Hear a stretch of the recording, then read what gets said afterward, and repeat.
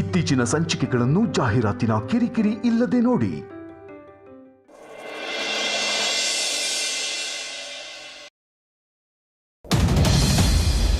ಇದು ತೇಜಸ್ ಅಲ್ವಾ? ಅಮ್ಮನ ಜೊತೆ ಏನ್ ಮಾಡ್ತಿದ್ದಾನೆ? ನಿನಗೆ ಈಗಲೂ ಅರ್ಥ ಆಗ್ತಾ ಇಲ್ವಾ? ಇವ್ರು ನಿಮ್ಮಮ್ಮ ಅಲ್ಲ ವೇದಾಂತ್. ನಿನಗೂ ಇವ್ರಿಗೂ ಯಾವ ಸಂಬಂಧನೂ ಇಲ್ಲ. ನಿಜ ಹೇಳಬೇಕು ಅಂದ್ರೆ ಚೂಳು ಆ ತೇಜಸ್ ಕಡೆಯವರು. ಅವ್ರ ಜೊತೆ ಸೇರ್ಕೊಂಡು ನಮಗೆ ಮೋಸ ಮಾಡ್ತಿದ್ದಾಳೆ, ಅವ್ರಿಗೆ ಸಹಾಯ ಮಾಡ್ತಿದ್ದಾಳೆ. ಬೇಕಿದ್ರೆ ನೀನೇ ಯೋಚನೆ ಮಾಡು. ಆ ಕ್ರಿಮಿನಲ್ ತೇಜಸ್ ಜೊತೆ ಕೈ ಜೋಡಿಸಿರೋಳು ನಿಮ್ಮಮ್ಮ ಆಗೋದಕ್ಕೆ ಹೇಗೆ ಸಾಧ್ಯ?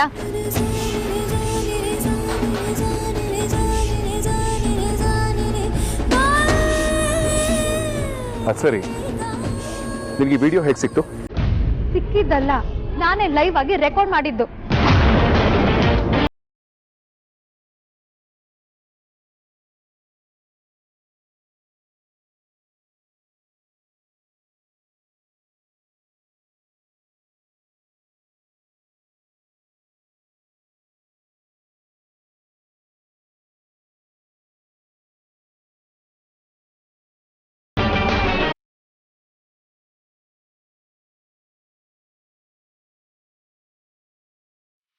ನೀನು ನಿನ್ನ ತಾಯಿ ಜೊತೆ ಯಾಕೆ ರೂಢಾಗಿ ಬಿಹೇವ್ ಮಾಡಿದೆ ಅಂತ ಕೇಳ್ದೆ ಅಲ್ವಾ?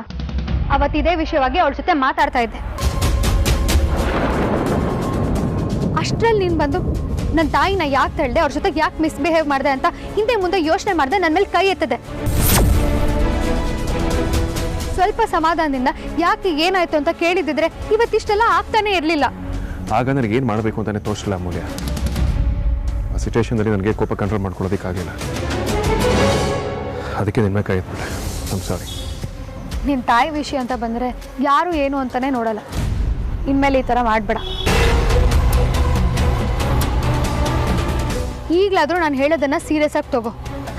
ಅವತ್ತೇ ನಾವು ಟೇಪ್ ಕೊಟ್ಟಿದ್ದು ಯಾರು, ನಿಮ್ಮಮ್ಮ ಆಶ್ರಮದಲ್ಲಿದ್ದಾರೆ ಅಂತ ಮಿಸ್ಲೀಡ್ ಮಾಡಿದ್ದು ಯಾರು ಅಂತ ಕ್ರಾಸ್ ಚೆಕ್ ಮಾಡಿದ್ದಿದ್ರೆ ಇವತ್ತಿಷ್ಟೆಲ್ಲ ಆಗ್ತಾನೆ ಇರಲಿಲ್ಲ. ನಿಜ ಏನು ಅಂತ ಅವತ್ತೇ ಗೊತ್ತಾಗಿರೋದು. ಅಮೂಲ್ಯ, ಅಮ್ಮ ಸತ್ತು ಹೋಗಿದ್ದಾರೆ ಅನ್ಕೊಂಡು ಬದುಕ್ತಿದ್ದವ್ ನಾನು. ಬದುಕಿದ್ದಾರೆ ಅಂತ ನೀವು ಕಡೆ ಹೇಳಿತ್ತು. ಅವರು ವಾಪಸ್ ಬಂದಾಗ ಏನೇನು ಯೋಚನೆ ಮಾಡೋ ತಾಳ್ಮೆ ನಾನು ಇರಲಿಲ್ಲ. ಅದಕ್ಕೆ ಹೀಗೆಲ್ಲ ಆಯ್ತು ಅನ್ಸುತ್ತೆ.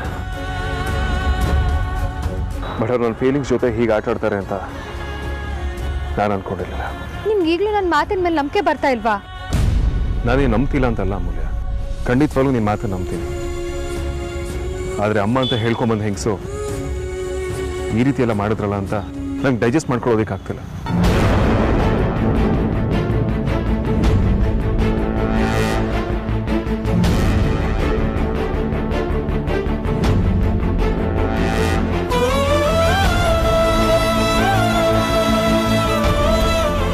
ಬನ್ನಿ ಮನೆಗೆ ಹೋಗೋಣ.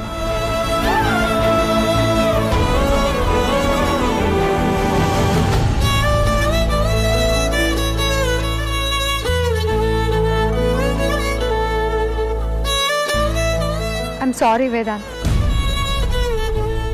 ನಾನು ಹೇಳಿದ್ದು ಕೇಳಿ ನಿಂಗೆ ಶಾಕ್ ಆಗಿದೆ ಅಂತ ನನಗೆ ಗೊತ್ತು. ಬಟ್ ಏನು ಮಾಡೋಕ್ಕಾಗಲ್ಲ, ಅದೇ ಸತ್ಯ. ನಂಬಲೇಬೇಕು. ಆದಷ್ಟು ಬೇಗ ಅವಳನ್ನ ಮನೆಯಿಂದ ಆಚೆ ಹಾಕಬೇಕು. ಇಲ್ಲ ಅಂದರೆ ಮನೆಯೇ ಸರ್ವನಾಶ ಮಾಡಿಬಿಡ್ತಾಳೆ. ನನಗಿನ್ನೊಂದು 2 ದಿನ ಟೈಮ್ ಕೊಡು. ಏನು ಮಾಡಬೇಕು ಅಂತ ನನಗೆ ಚೆನ್ನಾಗಿ ಗೊತ್ತು. I'm sorry. ನಾನು ಸಾರಿ. ಮನೆಗೆ ಹೋಗೋಣ ಬಾ.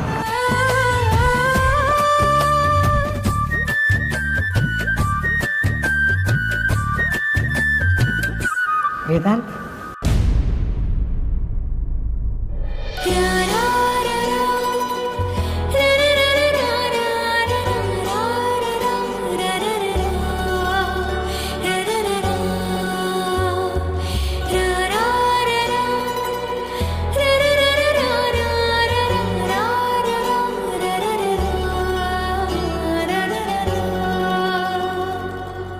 ಅಮ್ಮ, ನಾವು ಹೋಗ್ಬೇಕು. ಸರಿನಪ್ಪ, ಖುಷಿಯಾಗಿರಿ. ಅಮ್ಮ, ಅಪ್ಪ, ಸಾರಿ, ನಾನು ಹೋಗಿ ಬರ್ತೀನಿ. ಅಮ್ಮ, ಗಂಡ ಹೆಂಡತಿ ಸಂಬಂಧ ಅನ್ನೋದು ತಿಳಿ ನೀರಿನ ಥರ. ಒಂದು ಸ್ವಲ್ಪ ಗಾಳಿ ಬೀಸಿದ್ರು ಆ ತಿಳಿ ನೀರ ಮೇಲೆ ಅಲೆಗಳಿದ್ದೇಳ್ತವೆ. ನಾವು ಆ ನೀರು ಶುದ್ಧವಾಗಿರೋ ಹಾಗೆ ನೋಡ್ಕೋಬೇಕು. ಗಂಡ ಹೆಂಡತಿ ನಡುವೆ ಏನೇ ಭಿನ್ನಾಭಿಪ್ರಾಯ ಮೂಡಿದ್ರು ಇಬ್ರು ಕೂತು ಸಮಾಧಾನದಿಂದ ಬಗೆಹರಿಸ್ಕೋಬೇಕು. ಹೆಂಡತಿ ತಪ್ಪನ್ನ ಗಂಡ ಮುಚ್ಚಾಕ್ಬೇಕು, ಗಂಡನ ತಪ್ಪನ್ನ ಹೆಂಡತಿ ಮುಚ್ಚಾಕ್ಬೇಕು.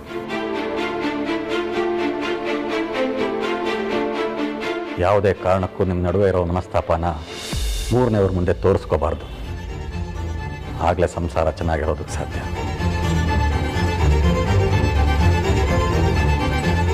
ಮುಂದೆ ಹೀಗೆ ಜಗಳ ಆಡೋದನ್ನು ಬಿಟ್ಟು ಸಂತೋಷವಾಗಿರಿ. ಹೌದಮ್ಮ, ಹೆಣ್ಣಿಗೆ ತುಂಬ ಸಹನೆ ಇರಬೇಕು. ಹೋಗಿದ್ದ ಮನೇಲಿ ತಗ್ಗಿ ಬಗ್ಗಿ ನಡಿಬೇಕು. ಯಾವುದೇ ಕಾರಣಕ್ಕೂ ತಾಳ್ಮೆ ಕಳ್ಕೋಬಾರ್ದು. ನೋಡು, ಇನ್ಮೇಲೆ ನೀನು ದುಡುಕಿ ಯಾವ ನಿರ್ಧಾರನೂ ತಗೊಳ್ಬಾರ್ದು, ಸರಿನಾ? ಸರಿಮಾ.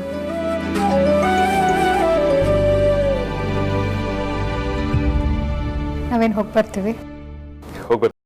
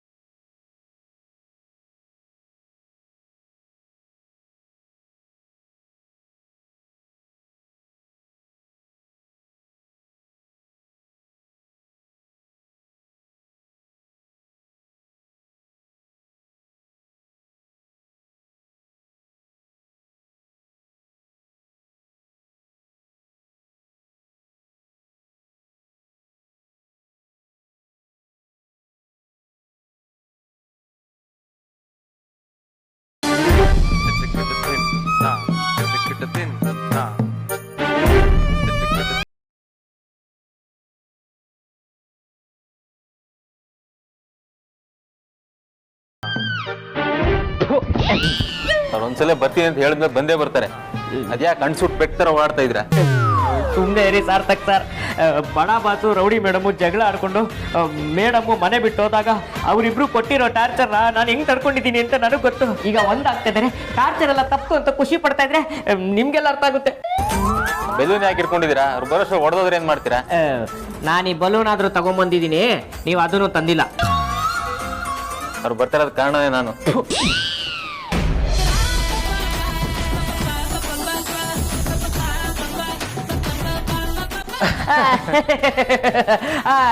ರೀ ಎಂಟ್ರಿ ಕೊಡ್ತಿರೋ ರೌಡಿ ಮೇಡಮ್ಗೆ ರೀ ಎಂಟ್ರಿ ಮಾಡಿರೋ ರೌಡಿ ಬೇಬಿಗೆ, ಮೂಸಂಡಿ ತರ ಇನ್ನು ನಮ್ಮ ಪಾಸ್ನ ಚೇಂಜ್ ಮಾಡಿರೋ ಅಮೂಲ್ಯ ಮೇಡಮ್ಗೆ.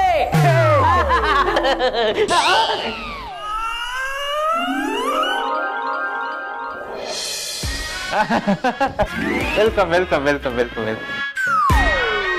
Thank you.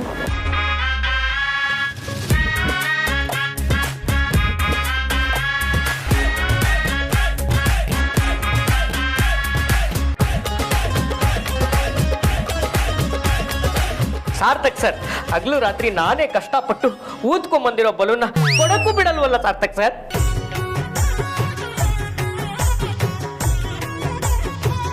ರೀ, ತಂದಿರೋ 4 ಕಾಣಿ ಬೆಲೂನ್ಗೆ ಅದೆಷ್ಟು ಬಿಲ್ಡಪ್ ತಗೋತೀರಾ? ಸುಮ್ಮನೆ ನಿಂತ್ಕೊಳ್ರಿ.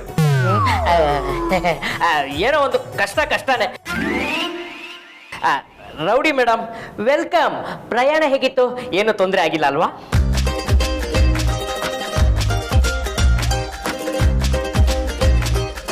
ರೀ ಕಾಂತ, ಅವರು ಫಾರಿನ್ ಟ್ರಿಪ್ ಹೋಗಿ ಬರ್ತಾ ಇಲ್ಲ, ಅವ್ರ ಮನೆಯಿಂದ ಬರ್ತಿದಾರೆ ಅಷ್ಟೇ. ಎಲ್ಲಿಂದನೋ ಒಟ್ನಲ್ಲಿ ಬಂದ್ರಲ್ವಾ, ಅದೇ ಖುಷಿ.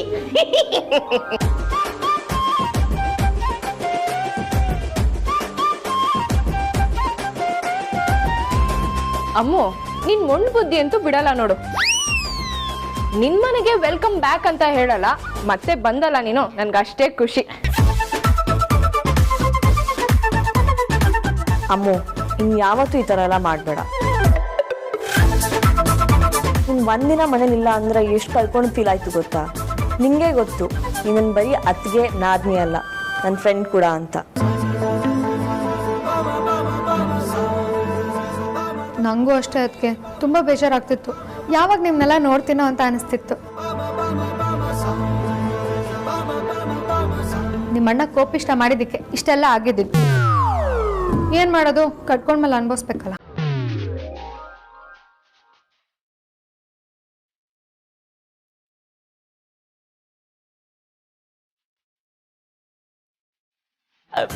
ಅದೇ ಮೇಡಮ್, ನೀವು ತುಂಬಾ ಎಮೋಷನಲ್ ಆಗಿ ನೀವು ಒಳದಲ್ದೆ ನನಗೂ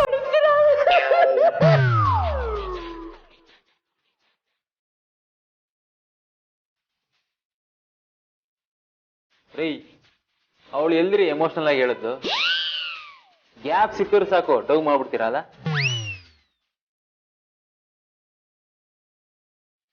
ಅಮ್ಮ, ಈಗ ತಾನೇ ಮನೆಗೆ ಬಂದಿದ್ಯಾ, ಮತ್ತೆ ಹಳೆದೆಲ್ಲ ಯಾಕೆ? ಸ್ವಲ್ಪ ಸುಮ್ಮನೆ ನಿಂತ್ಕೋ.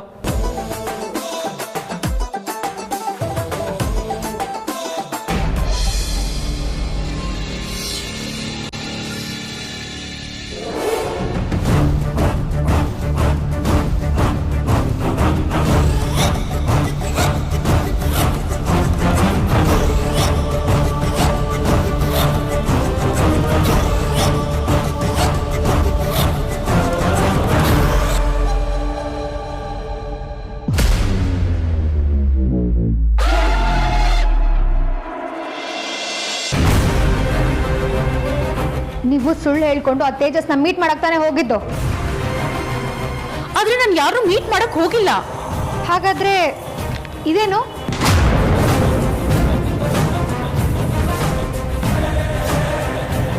ನಾನು ಈ ಫೋಟೋ ವಿಡಿಯೋನ ವೇದಾಂತೆ ಕಳಿಸ್ತೀನಿ. ನೀವೇನಾದರೂ ಆ ತೇಜಸ್ ಜೊತೆ ಮಾತಾಡ್ತಿರೋದು ಗೊತ್ತಾದ್ರೆ ವೇದಾಂತ ಏನು ಮಾಡ್ತಾನೆ ಗೊತ್ತಾ? ನಿಮ್ಮ ಕತೆ ಅಷ್ಟೇ.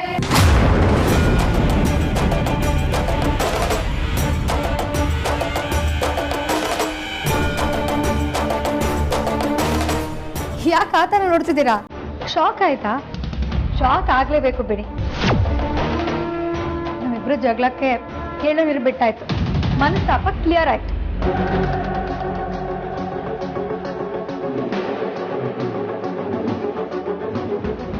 ಅಮೂಲ್ಯ, ನಿನ್ನ ಮಾತು ಕೇಳಿ ನನಗೆ ಎಷ್ಟು ಖುಷಿ ಆಯ್ತು ಗೊತ್ತಾ? ನೀವಿಬ್ರು ಯಾವಾಗಲೂ ಹೀಗೆ ಇರಬೇಕು.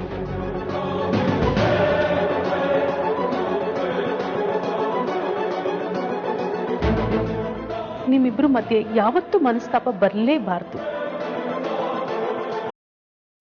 ನೀವಿಬ್ರು ಯಾವತ್ತೂ ಕೂಡ ಜಗಳ ಮಾಡ್ಕೊಳ್ಳೇಬಾರ್ದು, ಸರಿನಾ?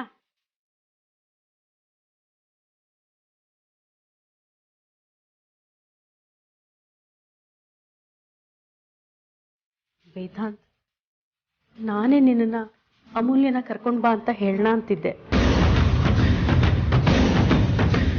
ಅಷ್ಟರಲ್ಲಿ ನೀನೇ ಕರ್ಕೊಂಡು ಬಂದಿದ್ಯಾ ವೇದಾಂತ್.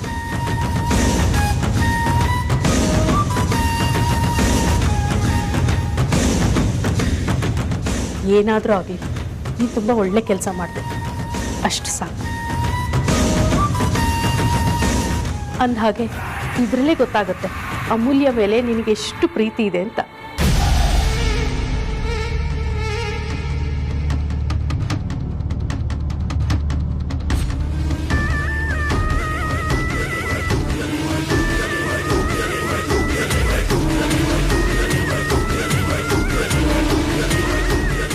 ಈ ಪ್ರಪಂಚದಲ್ಲಿ ಪರ್ಮನೆಂಟ್ ಅಂತ ಯಾವುದೂ ಇಲ್ಲ. ಎಲ್ಲದಕ್ಕೂ ಅಂತ್ಯ ಅಂತ ಇದ್ದೇ ಇರುತ್ತೆ. ನೀವು ಎಷ್ಟೇ ಚೆನ್ನಾಗಿ ನಾಟಕ ಮಾಡಿದ್ರು ಕೊನೆಗೆ ಮುಖಕ್ಕೆ ಹಚ್ಕೊಂಡಿರೋ ಬಣ್ಣನ ತೆಗಿಲೇಬೇಕು. ಸದ್ಯದಲ್ಲೇ ನಿನ್ನ ಬಣ್ಣನ ಬಯಲು ಮಾಡೋ ಕೆಲಸನ ನಾನು ಮಾಡ್ತೀನಿ. ಅಲ್ಲಿವರೆಗೂ ನಿನ್ನ ನಾಟಕನ ಕಂಟಿನ್ಯೂ ಮಾಡಿ. ಸರಿ ವೇದಾಂತ್, ನಾನಿನ್ನು ಬರ್ತೀನಿ.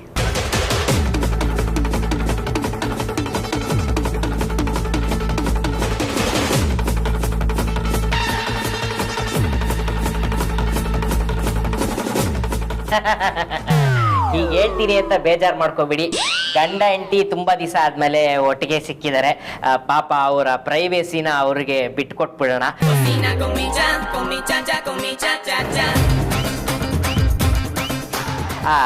ನಾನು 3, 2, 1 ಅಂತ ಹೇಳ್ತೀನಿ.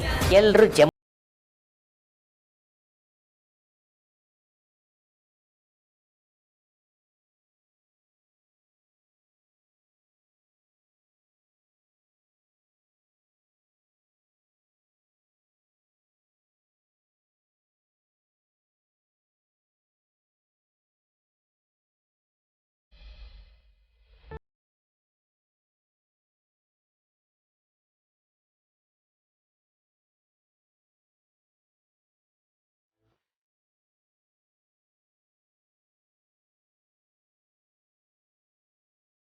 ತಂದೆ ತಾಯಿ ಎದುರಿಗೆ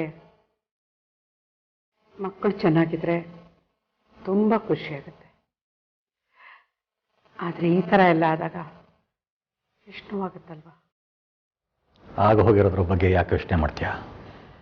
ಎಲ್ಲ ಸುಖಾಂತಿ ಆಯ್ತಲ್ಲ. ನಮ್ಮಮ್ಮ ಹಠ ನೋಡ್ತಾ ಇದ್ರೆ ಇನ್ಯಾವತ್ತೂ ಇವರಿಬ್ಬರು ಗಂಡ ಹೆಂಡತಿ ಒಟ್ಟಿಗೆ ಇರೋದೇ ಇಲ್ಲ ಅಂತ ಅಂದ್ಕೊಂಡೆ. ಆದರೆ ದೇವರು ದೊಡ್ಡವನು, ಅವರಿಬ್ಬರನ್ನ ಒಂದು ಮಾಡಿಬಿಟ್ಟ. ಆದರೆ ನಮ್ಮಮ್ಮ ಇನ್ಯಾವತ್ತೂ ಜಗಳ ಮಾಡಿಕೊಂಡು ತಾವು ಮನೆಗೆ ಬರದೇ ಇದ್ರೆ ಸಾಕು ಅಂತ ಭಗವಂತನಲ್ಲಿ ಕೇಳ್ಕೊತಾ ಇದ್ದೀನಿ. ಅವಳ ವಿಷಯ ಬಿಡು, ಅವರು ಕೂಡ ನಮ್ಮ ಹಾಗೇನೆ. ಸಂಸಾರ ಅಂದಮೇಲೆ ಹೇಳು ಬೀಳು ಜಗಳ ಇದ್ದಿದ್ದೆ.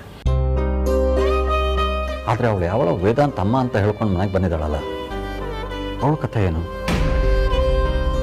ವೇದಾಂತ ಅವಳನ್ನು ಆಚೆ ಕಳಿಸ್ತಾನೆ ಅಂತೀಯ? ಹಾವಿಗೆ ಎಷ್ಟು ದಿನ ಅಂತ ಹಾಲು ಎರಿಯೋಕ್ಕೆ ಸಾಧ್ಯ? ಈಗ ಸತ್ಯ ಏನು ಅಂತ ಗೊತ್ತಾಗಿದೆಯಲ್ಲ, ಅವಳನ್ನ ಕಳಿಸ್ತಾರೆ ಬಿಡಿ. ಅವಳು ಯಾವಳೋ 3ನೇ ಅವಳಿಂದ ನನ್ನ ಮಗಳು ಅಳಿಯ ಜಗಳ ಮಾಡ್ಕೊಳ್ಳೋ ಹಾಗಾಯ್ತು. ಪ್ರಪಂಚದಲ್ಲಿ ಎಂತೆಂಥೋ ಜನರನ್ನು ನಾನು ನೋಡಿದ್ದೀನಿ ಬರೀ. ಆದರೆ ಅಮ್ಮ ಅಂತ ಸುಳ್ಳು ಹೇಳ್ಕೊಂಡು ಮನೆಗೆ ಬಂದು ಸೇರ್ಕೊಂಡಿರೋಳನ್ನ ಇದೇ ಮೊದಲನೇ ಸಲ ನಾನು ನೋಡ್ತಾ ಇರೋದು. ಜಗತ್ತಲ್ಲಿ ಇಂಥ ಜನಗಳು ಇರ್ತಾರೆ ಅಂತ ಈಗಲೇ ಗೊತ್ತಾಗ್ತಾ ಇರೋದು ಬರೀ. ಏನು ಉದ್ದೇಶ ಇಟ್ಕೊಂಡು ಬಂದಿದ್ಲೋ ಏನೋ. ಮೊದಲು ಅವಳನ್ನ ಮನೆಯಿಂದ ಆಚೆ ಹಾಕಿದ್ರೆ ಸಾಕಾಗಿತ್ತು. ಇಲ್ಲ ಅಂದಿದ್ರೆ ಇನ್ನು ಏನೇನು ಅನಾಹುತ ಮಾಡ್ತಿದ್ಲೋ ಏನೋ.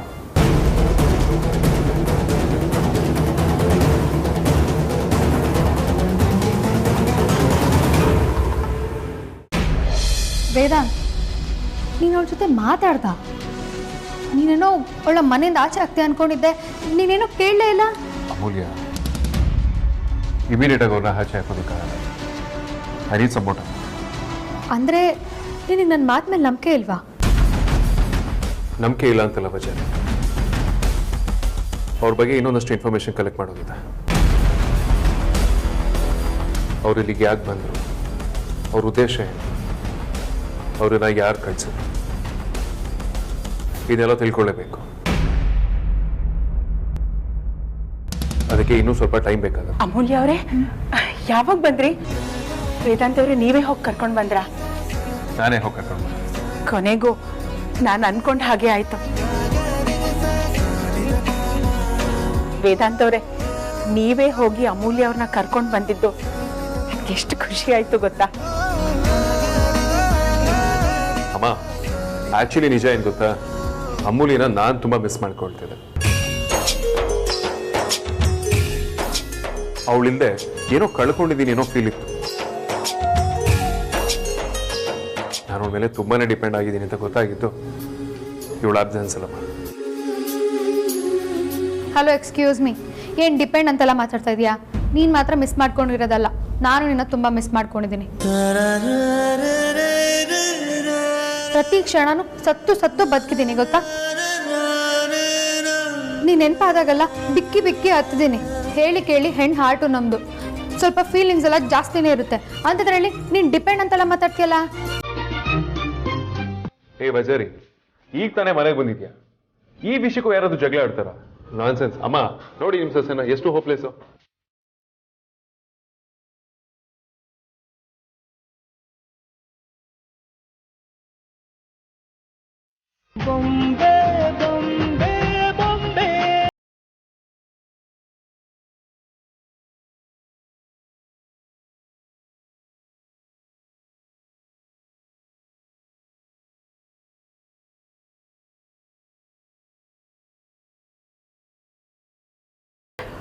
ಅಮೂಲ್ಯ ಅವ್ರು ಹೇಳಿದ್ ಸರಿಯಾಗೇ ಇದೆ.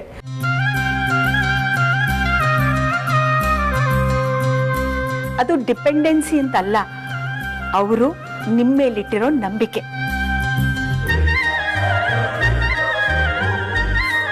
ನಿಮ್ಮಿಬ್ಬರದು ನಿಷ್ಕಲ್ಮಶವಾದ ಪ್ರೀತಿ. ಅದಕ್ಕೆ ಇವತ್ತಿಗೂ ನೀವಿಬ್ರು ಸಂತೋಷವಾಗಿರೋದು.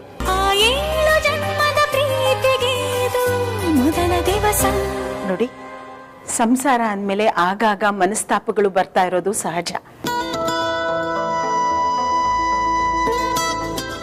ನೀವಿಬ್ರು ನಿಮ್ ಜಗಳನ ರಂಪ ಮಾಡ್ಕೋಬಾರ್ದು. ಆದಷ್ಟು ನೀವಿಬ್ರೇ ಅದನ್ನ ಬಗೆಹರಿಸ್ಕೋಬೇಕು.